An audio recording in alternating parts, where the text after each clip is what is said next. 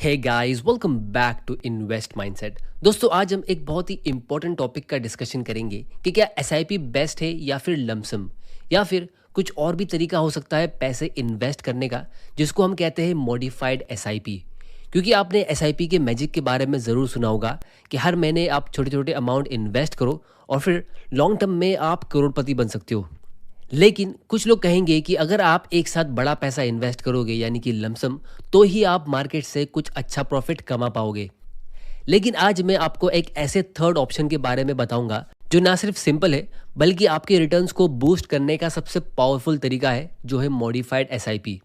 एक छोटी सी मॉडिफिकेशन आपके इन्वेस्टमेंट को इतना ग्रो कर सकता है जो आपने सोचा भी नहीं होगा, क्योंकि सिर्फ 1-2% के डिफरेंस से लॉन्ग टर्म में लाखों नहीं बल्कि करोड़ों का फर्क हो जाता है। तो इसीलिए आज की वीडियो में हम सीखेंगे एसआईपी और लमसम के बीच का एक्चुअल डिफरेंस, फिर मॉडिफाइड एसआईपी का वो सीक्रेट जो आपको सिर्फ ज़्यादा नहीं बल्कि बहुत ज़्यादा प्रॉफिट दे सकता है, जिसमें हम स्टेप अप और स्टेप डाउन एसआईपी डिस्कस करेंगे। क्योंकि स्टेप अप एसआईपी के बारे में आप लोगों ने ज़रूर सुना होगा, लेकिन उसकी रियलिटी में आप लोगों को आज बताऊंगा, और उससे अच्छा ऑप्शन यानी कि स्टेप डाउन एसआईपी के बारे में भी आप लोगों को बताऊंगा। तो वीडियो को एंड तक ज़रूर देखना, क्योंकि इस टॉपिक के ऊपर आपको आज पूरी नॉलेज मिलेगी। तो दोस्तों, लास्ट वीडियो में हमने 4 फ्रेंड्स की स्टोरी डिस्कस की थी। अगर आपने वीडियो नहीं देखा है तो मैं जल्दी से वो स्टोरी रिकैप कर लेता हूँ, क्योंकि आज का वीडियो और भी ज़्यादा मज़ेदार होगा। तो स्टोरी में 4 फ्रेंड्स होते जो 1990 से लेके 2025 तक यानी कि 35 साल के लिए एक ही इंडेक्स म्यूचुअल फंड में इन्वेस्ट करते, और चारों फ्रेंड्स 4.2 लाख रुपीज़ इन्वेस्ट करते। बस फ़र्क सिर्फ इतना होता है कि वो अलग अलग टाइम पे अपने पैसे इन्वेस्ट करते। पहला फ्रेंड वर्ल्ड का सबसे बेस्ट मार्केट टाइमर होता है, मतलब हमेशा राइट टाइम पे इन्वेस्ट करता है। दूसरा फ्रेंड वर्ल्ड का सबसे बुरा मार्केट टाइमर होता है। तीसरा सिंपल सी एसआईपी करने वाला इन्वेस्टर, और चौथा एक वन टाइम इन्वेस्ट करने वाला लमसम इन्वेस्टर, जो स्टार्ट में ही अपने पूरे पैसे इन्वेस्ट कर देता है। तो best market timer, worst market timer और एसआईपी इन्वेस्टर, उन तीनों इन्वेस्टर्स को 11 से 12% के बीच का रिटर्न मिलता है, और उनका पोर्टफोलियो 50 से 60 लाख के बीच में होता है। लेकिन जो फोर्थ इन्वेस्टर होता है, जो लमसम इन्वेस्ट करता है एक साथ 1990 में ही, उसको सबसे हाईएस्ट प्रॉफिट मिलता है 4.8 करोड़ का। तो कहाँ 50-60 लैक्स और कहाँ 4.8 करोड़। तो लमसम स्ट्रेटजी एक क्लियर विनर आई थी उस स्टोरी में, और फिर मैंने आप लोगों से उसका एक एक्सप्लेनेशन मांगा था कि ऐसा क्यों हुआ होगा। तो आप लोगों ने कुछ इस तरह के आंसर दिए कि लमसम में आपका सारा पैसा एक साथ इन्वेस्ट हो जाता है, तो वो हमेशा बेस्ट होना चाहिए। लेकिन अब हम एक दूसरा एग्जाम्पल लेते हैं, जिससे हमको और भी इंटरेस्टिंग लेसन सीखने मिलेंगे और आपका कॉन्सेप्ट और भी ज़्यादा क्लियर होगा। तो इस स्टोरी में भी 3 फ्रेंड्स होते हैं जो तीनों मिडिल क्लास फैमिली से बिलोंग करते हैं और अपनी वेल्थ को ज़्यादा से ज़्यादा ग्रो करने की कोशिश करते हैं। पहला फ्रेंड होता है मोंटी, जो इस बात को एक्सेप्ट कर लेता है कि लमसम बेस्ट तरीका होता है इन्वेस्ट करने का। अगर आपके पास पैसे है तो आपको उसे जल्दी इन्वेस्ट कर देना चाहिए, क्योंकि कहाँ 4.8 करोड़ और कहाँ 50-60 लैक्स। तो इसीलिए वो इस बार अपने सारे पैसे लमसम इन्वेस्ट कर देता है। उसको विरासत में 5 लाख रुपए मिलते हैं, तो वो पूरे के पूरे पैसे एक साथ एक इंडेक्स म्यूचुअल फंड में इन्वेस्ट कर देता है, जो सेंसेक्स की तरह मूव होता है। फिर दूसरा फ्रेंड होता है सनी, जिसके पास कुछ खास फंड्स होते नहीं है, उसको विरासत में कुछ भी नहीं मिलता है, तो इसीलिए वो एक सिंपल सी एसआईपी करता है 3000 रुपीज़ पर मंथ की। और फिर तीसरा फ्रेंड होता है रॉकी, और उसके पास भी इन्वेस्टमेंट करने के लिए कुछ खास पैसे होते नहीं है, क्योंकि ये तीनों अभी यंग है, 25 साल के, और अभी अपना करियर शुरू कर रहे हैं। तो रॉकी भी एक 3000 पर मंथ की एसआईपी स्टार्ट कर देता है, लेकिन फ्यूचर में वो एक छोटी सी मॉडिफिकेशन करता है, जो मैं आप लोगों को थोड़ी देर में एक्सप्लेन करूंगा। अब दोस्तों, ये तीनों अपनी अपनी स्ट्रेटेजी के साथ 1 जनवरी 2000 से इन्वेस्ट करना शुरू करते और एग्जैक्टली 25 साल के लिए इन्वेस्ट करते, मतलब दिसंबर 2024 तक। तो अब आप लोग नीचे कमेंट करके बताओ कि किसको अपने इन्वेस्टमेंट पे ज़्यादा परसेंटेज का रिटर्न मिला होगा और किसको ज़्यादा प्रॉफिट मिला होगा। क्या मोंटी का लमसम भी उसको इस बार सबसे हाईएस्ट रिटर्न दे पाएगा, या सनी की एसआईपी उसको सेफ एंड स्टेडी रिटर्न्स के साथ हाई प्रॉफिट लाके देगी, या फिर रॉकी की मॉडिफाइड एसआईपी कुछ मैजिक कर पाएगी।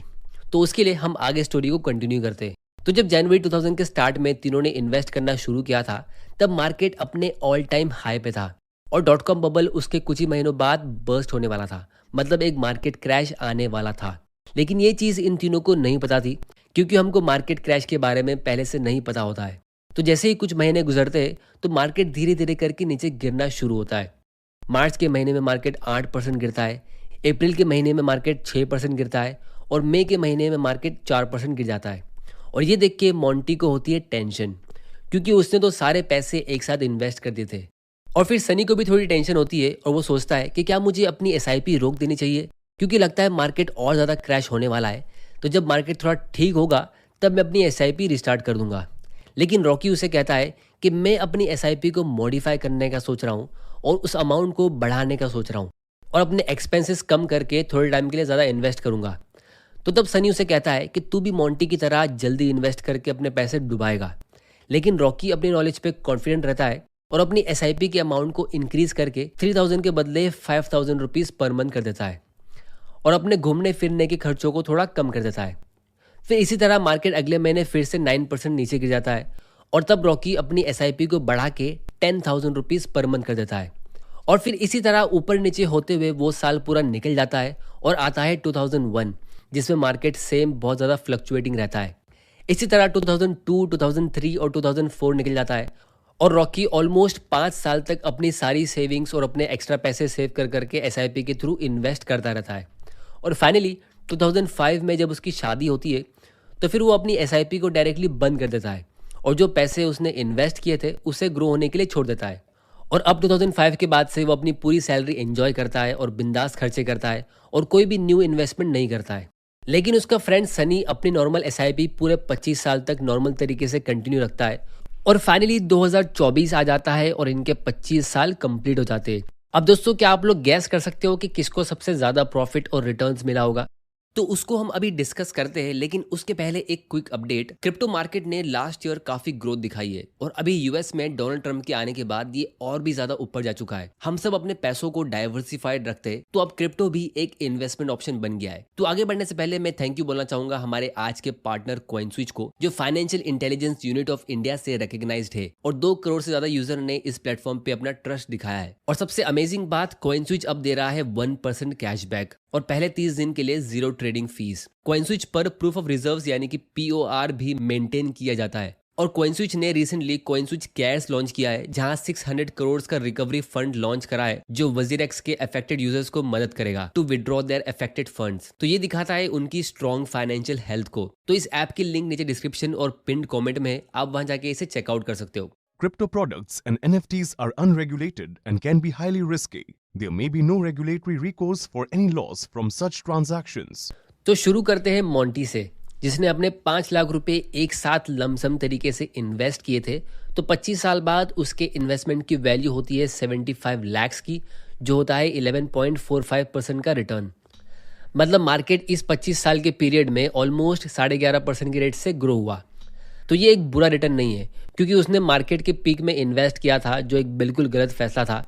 फिर भी उसको 11.5% का रिटर्न तो मिल ही गया और उसकी वेल्थ ग्रो हो गई, क्योंकि उसने लॉन्ग टर्म के लिए इन्वेस्ट किया और कंपाउंड होने दिया।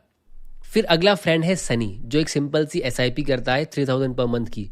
तो वो अपने 25 साल के पीरियड में टोटल 9 लाख रुपीस इन्वेस्ट कर देता है और उसका इन्वेस्टमेंट ग्रो हो जाता है 62,51,000 पे और ये 12.52% का रिटर्न होता है। अब यहाँ पे आप में से कुछ लोगों के मन में 1-2 क्वेश्चन आएंगे। सबसे पहला तो ये कि जब मार्केट उस टाइम पीरियड में सिर्फ 11.5% की रेट से ग्रो हुआ, तो एसआईपी का रिटर्न 12.5% का कैसे हो गया? क्योंकि लास्ट वाले वीडियो के एग्जाम्पल में एसआईपी का रिटर्न लमसम से कम था, लेकिन इस बार उल्टा हो गया। और दूसरा क्वेश्चन आप लोगों के मन में ये आ रहा होगा कि अगर सनी ने मोंटी के मुकाबले ज़्यादा पैसे इन्वेस्ट किए, उसने 9 लाख रुपीज़ इन्वेस्ट किए जबकि मोंटी ने सिर्फ 5 लाख रुपीज़ इन्वेस्ट किए और उसका रिटर्न भी उससे ज़्यादा है, तो उसका पोर्टफोलियो का अमाउंट उससे कम क्यों है? तो इसका आंसर मैं आप लोगों को थोड़ी देर में दूंगा, जब हम 4th friend step up SIP की बात करेंगे। अब हम बात करते हैं तीसरे फ्रेंड रॉकी की, जो सबसे कम अमाउंट इन्वेस्ट करता है। अपनी मॉडिफाइड एसआईपी के थ्रू वो टोटल सिर्फ 4.8 लाख रुपीज़ इन्वेस्ट करता है अपने करियर के शुरुआत में ही, और उसका रिटर्न होता है 13.75% का, और उसके 4.8 लाख रुपीज़ की वैल्यू होती है 1 करोड़ 1 लाख रुपीज़ के ऊपर। तो जो फ्रेंड सबसे कम पैसे इन्वेस्ट करता है वो सबसे ज़्यादा परसेंटेज रिटर्न भी कमाता है और सबसे ज़्यादा प्रॉफिट भी कमाता है, जबकि मार्केट उससे भी कम रेट से ग्रो हुआ था। तो इसका रीज़न क्या हो सकता है? तो इसको भी हम थोड़ी देर में काफ़ी डिटेल में एनालाइज करेंगे। अब हम ये देखते हैं कि ये 4th फ्रेंड ने क्या किया है। तो चौथा फ्रेंड है जॉनी, जिसने स्टेप अप एसआईपी की है। अब आप पूछोगे कि ये स्टेप अप एसआईपी क्या होती है, तो आइए इसको पहले समझते हैं। लेकिन उसके पहले दोस्तों, अगर आप लोगों को इस वीडियो से वैल्यू मिल रही है तो इसे लाइक करना मत भूल जाना, ताकि यूट्यूब आपके लिए ऐसे और वैल्यूबल वीडियोस प्रमोट करेगा। तो एसआईपी क्या होती है ये आपको पहले ही पता होगा। आपको एक म्यूचुअल फंड डेट और अमाउंट सिलेक्ट करना होता है, लेकिन स्टेप अप एसआईपी में आप एक परसेंटेज भी सिलेक्ट करते हो, जितने परसेंट से आप हर साल अपने इन्वेस्टमेंट अमाउंट को बढ़ाना चाहते हो। जैसे मान लो आपने एक एसआईपी स्टार्ट की है 5,000 रुपीज़ पर मंथ की, और आपने स्टेप अप का ऑप्शन सिलेक्ट किया है 10% के रेट से। तो इसका मतलब ये है कि हर महीने आपके बैंक अकाउंट से 5,000 रुपये उस म्यूचुअल फंड में इन्वेस्ट होंगे। लेकिन जब आपका एक साल कंप्लीट हो जाएगा तो उसके बाद ऑटोमेटिकली 5,000 रुपये के बदले 10% एक्स्ट्रा, मतलब 5,500 रुपीज़ हर महीने उस म्यूचुअल फंड में इन्वेस्ट होते रहेंगे। फिर अगले साल वो 10% और बढ़ जाएगा और 6,050 रुपीज़ उस म्यूचुअल फंड में आपकी तरफ से इन्वेस्ट होते रहेंगे। तो यहाँ पे आप अपनी तरफ से इन्वेस्ट किए हुए पैसे को बढ़ाते हो ताकि आपको ज़्यादा प्रॉफिट मिले। तो ये ऑप्शन इसीलिए बेनिफिशियल होता है क्योंकि ज़्यादातर लोगों की सैलरी शुरुआत में कम होती है और फिर धीरे धीरे करके बढ़ती है। तो इसीलिए इसमें आप टाइम के साथ धीरे धीरे करके ज़्यादा पैसे इन्वेस्ट कर सकते हो, और नॉर्मल एसआईपी की तरह आप इसे जब चाहे स्टॉप या पॉज कर सकते हो। तो अगर आप लोग जानना चाहते हो कि ये स्टेप अप एसआईपी सेट कैसे करते हैं या इस टॉपिक पे आपके पास और क्वेश्चंस है, तो नीचे कमेंट करके बता दो, मैं आने वाले वीडियोस में उसे कवर कर दूंगा। तो चौथे फ्रेंड ने स्टेप अप एसआईपी की थी। स्टार्ट उसने सिर्फ 1,500 रुपीज़ पर मंथ से की, लेकिन उसने 10% का स्टेप अप किया। मतलब पहले साल 1,500 मंथली इन्वेस्ट हुए, फिर उसके अगले साल 1,650 और फिर उसके अगले साल 1,815 रुपीज़, क्योंकि ये 10% की रेट से बढ़ रहा है। तो इसी वजह से जॉनी ने अपने 25 साल के पीरियड में सबसे ज़्यादा अमाउंट इन्वेस्ट किया है, क्योंकि 10% के रेट से उसका इन्वेस्टमेंट हर साल बढ़ रहा है, तो इसके अंदर भी कंपाउंडिंग हो रही है। तो 25 साल में जॉनी टोटल 17,70,000 रुपीज़ के ऊपर अपनी तरफ से पैसे इन्वेस्ट कर देता है और उस पर उसको रिटर्न मिलता है 12.25% का। अब क्या आप लोग गैस कर सकते हो कि ये विनर होगा या नहीं? तो इसका आंसर है कि सबसे हाईएस्ट अमाउंट इन्वेस्ट करने के बाद भी उसका प्रॉफिट इतना खास नहीं हुआ। उसका पोर्टफोलियो सिर्फ 66 लाख रुपीज़ का होता है। और ये देख के आप में से कुछ लोगों को एक शौक लगेगा कि इतना ज़्यादा अमाउंट इन्वेस्ट करने के बाद भी इतना कम प्रॉफिट क्यों। तो अब यहाँ पे हम अपना पहला डिटेल एनालिसिस करते हैं सनी और जॉनी का, मतलब normal SIP versus step up SIP. तो अगर आप नोटिस करो तो इन दोनों के फाइनल पोर्टफोलियो वैल्यू में ज़्यादा फर्क नहीं दिख रहा है। नॉर्मल एसआईपी में सनी का फाइनल पोर्टफोलियो 62 लैक्स का होता है और स्टेप अप एसआईपी में जॉनी का पोर्टफोलियो सिर्फ 66 लैक्स का, सिर्फ 4 लाख रुपए का फर्क। लेकिन अगर इन्वेस्टेड अमाउंट देखो तो पिक्चर बहुत ही अलग है। सनी ने सिर्फ 9 लाख रुपीज़ इन्वेस्ट किए और जॉनी ने स्टेप अप एसआईपी के थ्रू इसका ऑलमोस्ट डबल 18 लाख इन्वेस्ट किया, और फिर भी पोर्टफोलियो का साइज डबल होना तो दूर, बहुत ही थोड़ा सा इंक्रीज हुआ है। तो अब सवाल ये उठता है कि ये ऐसा हुआ क्यों है? तो इसका पहला और सबसे बड़ा रीज़न है टाइम वैल्यू ऑफ मनी, क्योंकि पैसों की वैल्यू होती है टाइम के हिसाब से। जॉनी के स्टेप अप एसआईपी की वजह से बड़े बड़े इन्वेस्टमेंट्स लेट हुए जब मार्केट काफ़ी ज़्यादा ग्रो हो चुका था। इन बड़े इन्वेस्टमेंट्स को मार्केट में कम टाइम मिला ग्रो होने के लिए, इसीलिए कंपाउंडिंग का मैजिक वहाँ पे ज़्यादा काम नहीं कर पाया। दूसरा रीज़न है रिटर्न परसेंटेज का फ़र्क। सनी की नॉर्मल एसआईपी का रिटर्न 12.52% का था, लेकिन जॉनी के स्टेप अप एसआईपी का रिटर्न उससे थोड़ा सा कम 12.25% का रहा है। क्योंकि स्टेप अप एसआईपी में जैसे जैसे आप बड़ा अमाउंट इन्वेस्ट करते हो, वो इन्वेस्टमेंट ज़्यादातर फ्यूचर ईयर्स में होते हैं जब मार्केट ऊपर जा चुका होता है। इसका मतलब ये है कि आप महंगे प्राइसेस पे ज़्यादा यूनिट्स बाय कर रहे हो, जो आपके ओवरऑल रिटर्न को धीरे धीरे करके नीचे लेके आता है। तो दोस्तों यहाँ पे आप लोगों को एक आइडिया मिल गया होगा कि स्टेप अप एसआईपी दुनिया का सबसे बेस्ट ऑप्शन तो नहीं है, लेकिन बुरा भी नहीं है। क्योंकि अगर आपके पास अपनी लाइफ के अर्ली स्टेज पे ज़्यादा पैसे है ही नहीं, तो आप ज़्यादा कुछ नहीं कर सकते। लेकिन फिर भी आप कुछ ना कुछ कर सकते हो, जो रॉकी ने किया, जिसको हम आगे देखेंगे। अब हम दूसरा एनालिसिस करते हैं मॉन्टी और सनी का, मतलब लमसम वर्सेस नॉर्मल एसआईपी का। तो नॉर्मल एसआईपी का परसेंटेज रिटर्न ज़्यादा होने के बावजूद उसका फाइनल बैलेंस लमसम के पोर्टफोलियो से छोटा रह गया। लमसम का रिटर्न 11.45% का था और नॉर्मल एसआईपी का रिटर्न 12.52% का था, और अमाउंट भी एसआईपी का ज़्यादा था, फिर भी फाइनल बैलेंस कम रहा। इसका भी रीज़न वही है, time value of money. Monty का जो 5 लाख रुपीज़ का लमसम इन्वेस्टमेंट था, वो पूरे 25 साल के लिए ग्रो हुआ और उसका हर एक रुपया 25 साल के लिए कंपाउंड होता रहा। मतलब 5 लाख के कैपिटल का हर एक रुपया पूरे 25 साल के लिए इन्वेस्टेड रहा। अब अगर हम सनी की बात करें तो उसने टोटल 9 लाख रुपीज़ इन्वेस्ट तो किए, लेकिन वो पूरा पैसा एक साथ इन्वेस्ट नहीं हुआ था। उसका इन्वेस्टमेंट स्टेप बाय स्टेप होता रहा 3,000 रुपीज़ पर मंथ के हिसाब से। इसका मतलब उसने जो पहला 3,000 रुपीज़ इन्वेस्ट किया था जनवरी 2000 में, वो पूरे 25 साल के लिए ग्रो हुआ।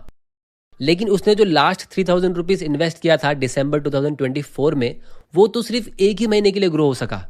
तो उसका पूरा 9 लाख रुपीस मोंटी के लमसम इन्वेस्टमेंट की तरह पूरे 25 साल ग्रो नहीं हुआ। तो यही रीजन है जिसकी वजह से सनी का रिटर्न ज्यादा था, लेकिन फिर भी उसका पोर्टफोलियो बैलेंस कम रह गया, क्योंकि उसका पैसा धीरे धीरे करके इन्वेस्ट हुआ। तो जो पैसा लेट इन्वेस्ट हुआ उसको कम टाइम मिला ग्रो होने के लिए। लेकिन अब सवाल ये उठता है कि उसका परसेंटेज रिटर्न ज्यादा क्यों है। तो उसका रीजन ये है कि उसने एसआईपी के थ्रू ये 2001 और 2002 के मार्केट क्रैश का फायदा उठाया और सस्ते प्राइस पे यूनिट्स को बाय किए, जो लमसम इन्वेस्टर मोंटी नहीं कर पाया। लेकिन रॉकी ने ऐसा जरूर किया था। तो अब हम फाइनली रॉकी के रिटर्न्स को एनालाइज करते। तो रॉकी ने अपने सारे इन्वेस्टमेंट्स जनवरी 2000 से लेके दिसंबर 2004 के बीच में किए, एक ऐसे टाइम पे जब मार्केट में काफी ज्यादा वॉलेटिलिटी थी और वो टाइम पे मार्केट अपने लोएस्ट लेवल्स पर था। तो रॉकी ने मार्केट को टाइम करने की कोशिश नहीं करी, उसने बस एक सिंपल सी एसआईपी के थ्रू मार्केट की वॉलेटिलिटी को देख के डिस्काउंट का एडवांटेज उठा लिया और एसआईपी के अमाउंट को बढ़ा दिया। तो मार्केट जब अपने बॉटम पे था तो रॉकी की एसआईपी से ज्यादा यूनिट्स बाय हुए, और क्योंकि वो इन्वेस्टमेंट रॉकी की लाइफ के अर्ली स्टेज में हो गए तो वो कंपाउंडिंग के मैजिक से ज्यादा टाइम तक ग्रो होते भी रहे। और इसीलिए उसने इन्वेस्ट सबसे कम किया था, सिर्फ स्टार्ट के 5 साल में 4.8 लाख रुपीस, और फिर भी उसका फाइनल पोर्टफोलियो 1 करोड़ के ऊपर निकल गया। और मार्केट उस टाइम पीरियड में 11.45% के रेट से ग्रो हुआ था, लेकिन फिर भी उसका पोर्टफोलियो 13.75% के रेट से ग्रो हुआ। तो यहाँ पे आप लोगों को एक इंटरेस्टिंग लेसन सीखने मिला होगा कि अगर मार्केट ज्यादा अच्छी रेट से ग्रो नहीं भी होता है तो भी आप उससे अच्छा रिटर्न लेके आ सकते हो सिंपल सी एसआईपी के जरिए। और स्टेप अप एसआईपी की रियलिटी आपको पता चल गई होगी। तो इसीलिए सबसे डेंजरस और सबसे बुरा मॉडिफिकेशन आप अपनी एसआईपी में ये कर सकते हो कि आप मार्केट क्रैश के टाइम पे अपनी एसआईपी को रोक देते हो, क्योंकि अगर आप ऐसा करते हो तो मार्केट उस टाइम पीरियड में हो सकता है कि 12-13% के रेट से ग्रो होगा, लेकिन आपको सिर्फ 6-7% का ही रिटर्न मिलेगा। और सबसे बेस्ट मॉडिफिकेशन जो आप अपनी एसआईपी में कर सकते हो वो स्टेप अप नहीं है, क्योंकि स्टेप अप से तो आप फ्यूचर में बड़े अमाउंट इन्वेस्ट करते हो जब मार्केट ऊपर जा चुका होगा। तो सबसे बेस्ट मॉडिफिकेशन जो आप कर सकते हो वो ये है कि आप अपनी लाइफ के अर्ली ईयर्स में ही इन्वेस्टिंग करना शुरू कर देते हो, और जब आपकी लाइफ का पहला मार्केट क्रैश आता है तो उस टाइम पे आप उसका भरपूर फायदा उठाते हो मैक्सिमम अमाउंट इन्वेस्ट करके। तो इसीलिए अगर आपको नहीं पता कि आपको कहां और कैसे इन्वेस्ट करना है तो मैंने एक कंप्लीट फाइनेंशियल फ्रीडम गाइड बनाई है, जिसकी लिंक आपको नीचे डिस्क्रिप्शन में मिल जाएगी, जहां पे मैंने इन्वेस्टिंग की एबीसीडी से लेके फाइनेंशियल फ्रीडम तक सारी इंपॉर्टेंट टॉपिक्स कवर किए। और फाइनली सबसे लास्ट और सबसे इंपॉर्टेंट क्वेश्चन का मैं आंसर देता हूं, जो क्वेश्चन मैंने लास्ट वीडियो में पूछा था कि पहली वाली स्टोरी में जहां पे 4 फ्रेंड्स 1990 से इन्वेस्ट करना शुरू करते हैं तो उसमें लमसम विनर था जिसमें उसको 14.5% का रिटर्न मिला था, और एसआईपी इन्वेस्टर्स का रिटर्न बहुत ही कम था, 11 से 12% के बीच का। लेकिन आज की स्टोरीज में आप देखोगे तो तीनों एसआईपी इन्वेस्टर्स का परसेंटेज रिटर्न लमसम इन्वेस्टर से ज्यादा था। तो इसका आंसर ये है कि जब आप इन्वेस्ट करना शुरू करते हो तो तब से मार्केट किस तरह ग्रो होता है ये सारा खेल उसी पे डिपेंड करता है। क्योंकि 1990 में सेंसेक्स 683 पॉइंट्स पे था और उस दिन के बाद से सेंसेक्स उस लेवल पे कभी नहीं रहा, तो ऐसे टाइम पे लमसम इन्वेस्ट करना बेस्ट होता है। लेकिन आज वाला कंपटीशन जो जनवरी 2000 से शुरू हुआ था तब सेंसेक्स 5200 पॉइंट्स पे था, जो बाद में 4000 3000 पे आके गिरा, यहाँ तक कि 2000 के लेवल पे भी आ गया था। तो ऐसे टाइम पे लमसम इन्वेस्ट करना स्मार्ट नहीं होता है। तो इसीलिए जब आपको क्लियरली पता है कि ये मार्केट या ये स्टॉक यहाँ से ऊपर ही जाएगा, ये ऑलरेडी बहुत ज़्यादा क्रैश हो चुका है, ये अपने लोएस्ट लेवल पे है, तभी आपको लमसम इन्वेस्ट करना चाहिए। वरना अगर आपको मार्केट कंडीशन के बारे में नहीं पता कि मार्केट यहाँ से ऊपर जाएगा या नीचे, तो फिर आपके लिए एसआईपी ही बेस्ट है। तो दोस्तों आज की वीडियो में इतना ही। अगर आपको इस वीडियो से कुछ सीखने मिला तो चैनल को सब्सक्राइब जरूर कर लेना और बेल आइकन प्रेस कर देना, क्योंकि आपके लिए ऐसे वैल्यूएबल वीडियोस मैं लाता रहूंगा। और इस वीडियो को शेयर करो अपने फ्रेंड्स और फैमिली मेंबर के साथ, ताकि उनको भी रियल फाइनेंशियल एजुकेशन मिले कि इन्वेस्टिंग करते कैसे। नेक्स्ट वीडियो आप कौन सी टॉपिक पे देखना चाहते हो वो चीज़ नीचे कमेंट करके बताओ। अगर वीडियो पसंद आया तो इसे लाइक करो, नहीं पसंद आया तो डिसलाइक करो। आपका वैल्यूएबल टाइम देने के लिए thank you and good bye.